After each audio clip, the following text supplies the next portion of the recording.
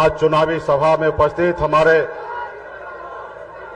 जमीन से उठाकर कुर्सी पे बैठाने वाले ऐसे महान नेता, बिहार राज्य के पूर्व मुख्यमंत्री, हम सभी के अभिभावक श्री लालू प्रसाद यादव जी, इस कार्यक्रम में उपस्थित बिहार के प्रथम महिला उप मुख्यमंत्री, पूर्व मुख्यमंत्री राबड़ी जी, बिहार के लाखों युवा को नौकरी देने वाले, मान सम्मान देने वाले नेता प्रतिपक्ष छोटे भाई तेजस्वी प्रसाद यादव जी,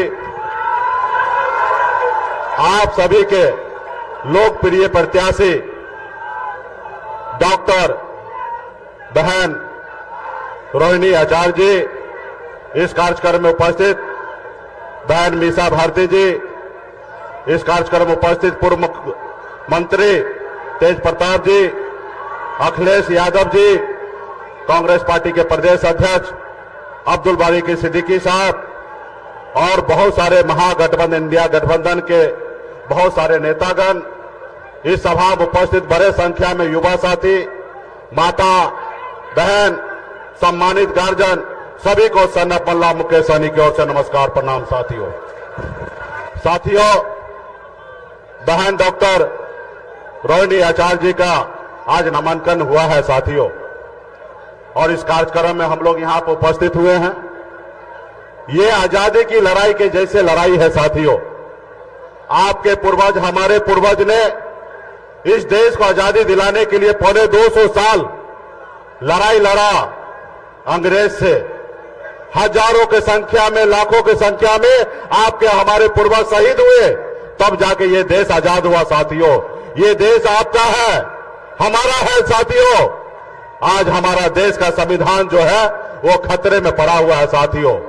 आज जो लोग सत्ता में बैठे हैं वो देश के संविधान को नहीं मानते हैं। आज देखिए, दो मुख्यमंत्री को जेल में डाल दिया गया है, बनी हुई सरकार को गिरा देता है, बने हुए विधायक को खरीद लेता है, सांसद को खरीद लेता है।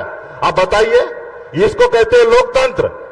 जनता मालिक है साथियों। आपने जिस विधायक को जिताया, आपने जिस सांसद को जिताया, आप बताइए, किसी के पास पैसा आ गया तो क्या वो खरीद लेगा? क्या ये लोकतंत्र है? क्या इसमें आपका अपमान नहीं है? क्योंकि जनता मालिक है साथियों।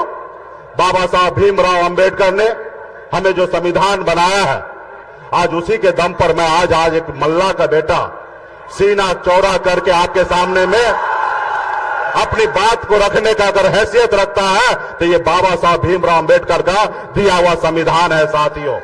इसलिए साथियों, आपका आने वाला पीढ़ी अगर सर ऊंचा करके अगर बात करने का लायक रहे तो इसके लिए आप हमको संविधान को बचाना है साथियों, संविधान को बचाना है साथियों।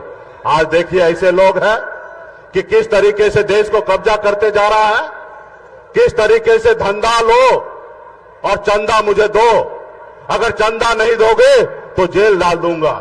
इसलिए साथियों, आने वाला समय में बहुत बड़ी लड़ाई है। लोग कहते हैं ना, अपने दिल से जानो पराये दिल का हाल। मैं एक गरीब मछुआरा परिवार में जन्म लिया, ऐसा गरीब परिवार में जन्म लिया जहां अगर एक रोज पिताजी मछली ना मारे तो दूसरे रोज घर पे खाना नहीं बनता। इतने गरीब घर में मैंने जन्म लिया, लेकिन मैंने 18 साल की उम्र में गांव को छोड़कर बंबई जैसे शहर चला गया, वहां मेहनत किया, मजदूरी किया। 900 रुपया महीने पे नौकरी करता था, 30 रुपया रोज पे मजदूरी करता था, लेकिन मेहनत के दम पर बंबई जैसे शहर में मैंने कामयाबी का झंडा गाड़ा।